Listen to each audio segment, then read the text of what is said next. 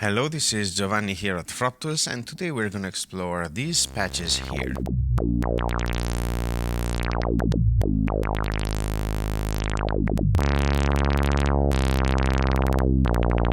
There are two different ways to use triggers and the clock in melodic way, or to add some spice to our sounds character instead of using them to drive a sequence. To do that, we're going to use mostly bagài with Kunsa filter and Falistri, with some help from the Usta sequencer and the Brenso. The first technique can also be done on Sapel, so if you're watching and you don't have bagài but you have Sapel, don't worry, that's the same exact thing.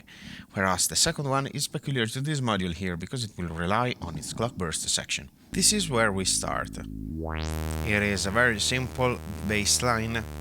Usta controlling the green oscillator, feeding the filter number 1, low pass filter 24 dB per octave, let us set it to filter mode, and then straight to the CGM. The first thing is to use a gate pattern that we will program on track 2 gate A to trigger an envelope. And then we will use the envelope to control the filter. Pretty standard.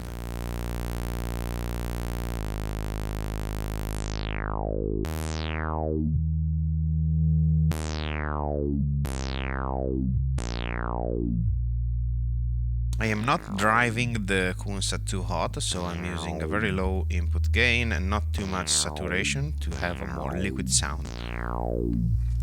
And I appreciate the resonance sweep.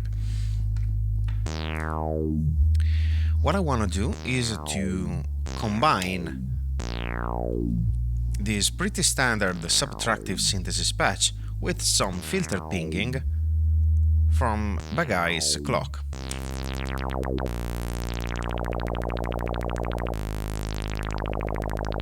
Which sounds okay, but it's a bit boring, and the random clocks are not very helpful in that regard. What I want to do instead is to have a sweep on the clock speed that goes together with the resonance sweep, so thicker clocks in the upper range and sparser clocks in the lower cutoff frequency range. So I'm gonna take the bipolar output. Either will do. I could also have used the attenuated output, but I'm gonna use the bipolar output and perhaps add some offset with the knob and patch it here and control the modulation amount through the attenuator.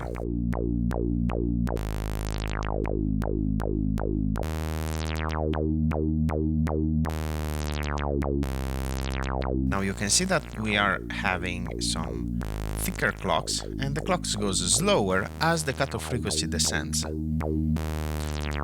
The cutoff frequency is perhaps a bit high because we are not able to fully appreciate the first sweep because it's too open. The two signals together push it too up, so I'm gonna lower it a little bit.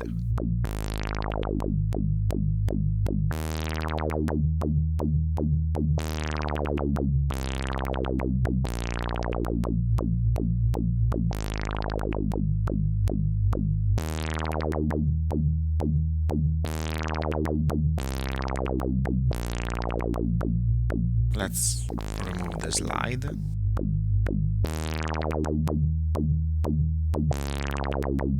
Now the problem with this patch is that if I stop the sequence, this clock keeps playing. And so an option could be use the end of fall gate and patch it to the button that stops the clock. The end of fall, as you remember, lights up and outputs a gate high signal when the envelope goes down. So let's see what happens.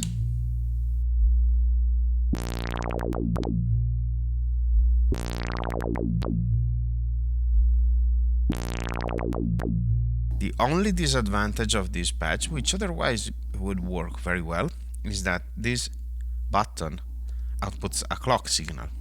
And so we might experience some unwanted spikes at the end if the extra trigger is not as slow as the other ones. But let's hear.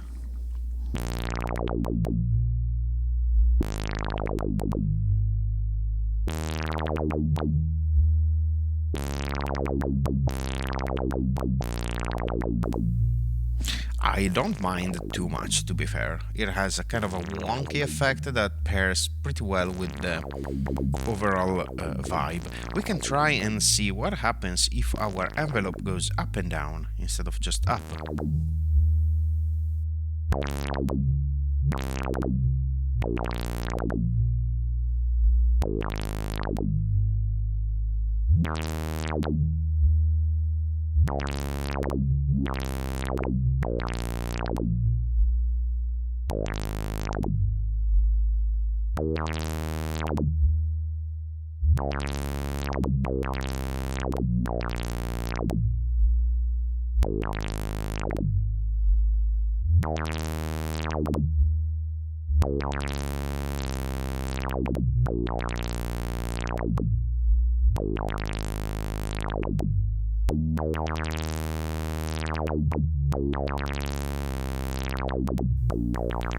Ah, very nice.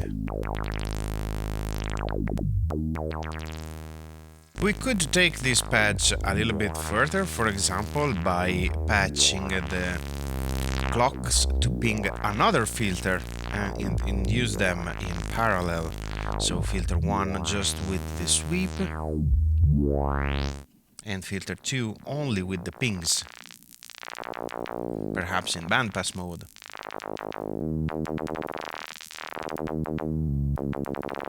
But as much as I love multiple filter design, I think that this might be a little bit overkill. As I said earlier, you can replicate this same exact technique also on Sapel. Now for the second technique we're gonna use the same approach, so we're gonna combine an envelope and some triggers to modulate a filter's cutoff frequency. Instead of using the clock, the modulated clock, on the other hand, we're gonna go for a more erratic behavior and we're gonna use the clock bursts, which sounds something like this. Let's remove them.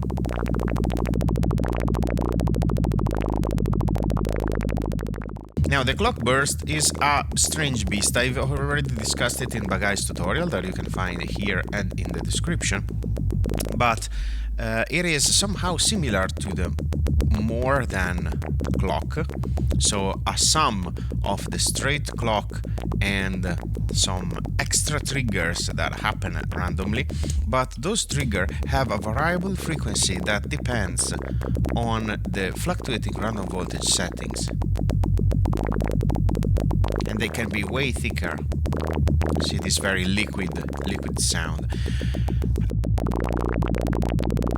We have much more control over the clock burst than we have on the random clocks. The random clocks are more of an extension of the straight clock, whereas the clock burst is more of a designing tool itself. So first of all, we can use a gate to turn the burst on or off, and in this case a dummy cable closes it completely, so we're gonna listen to an exact copy of our main clock. The second thing is that we can override the clock going here and use, for example, some other gates that we can program here on our gate B of track 2. Patch them here.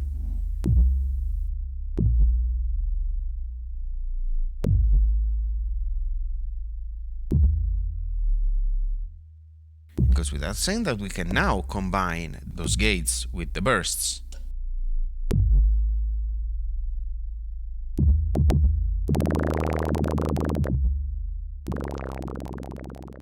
Let us start from the simplest behavior of the two, so envelope going into the modulation again. And I would like to use some gates to turn the bursts on or off, like this.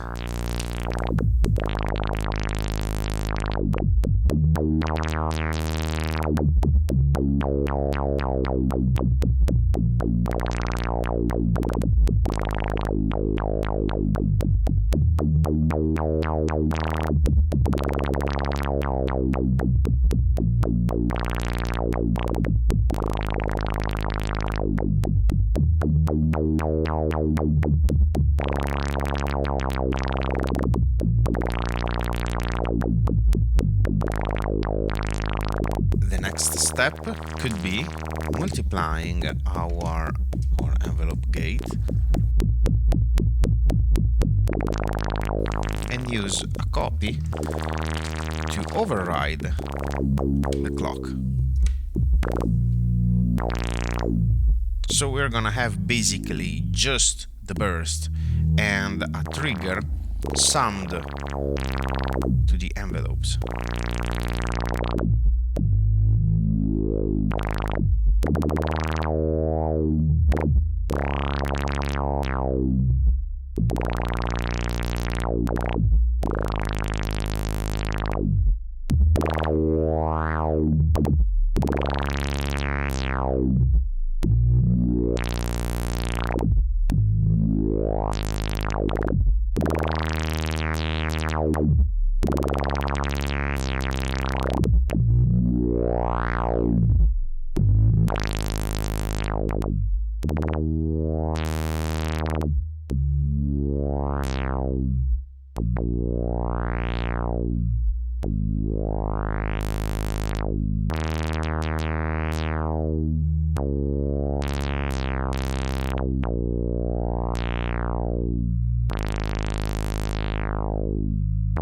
If we find that our triggers are opening the filter too much, we can always scale them with the 3-2-1 and take advantage of its most primal function, the attenuator.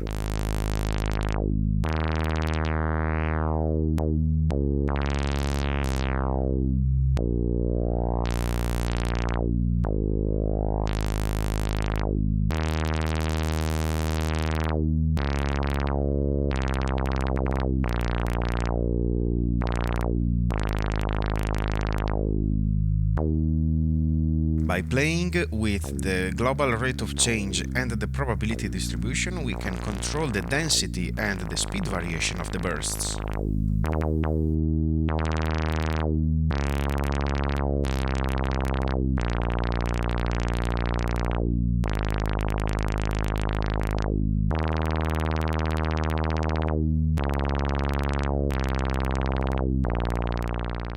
And so to wrap this patch up, we have been deconstructing the clock burst circuit, first by controlling the bursts on and off through long gates on the Usto sequencer that we can make even longer if we want, or even shorter, so to exclude the bursts from certain stages. And then we took this patch even further by replacing the clock summed to the bursts with the same gates that trigger the envelope. So we have always, even without the burst, we always have a gate coming out of bagài, firing Kunsa's ping circuit, followed by an envelope fired by the same gate, which gives this kind of down and up motion, down and up motion. On top of that, we have some random events fired by the burst section.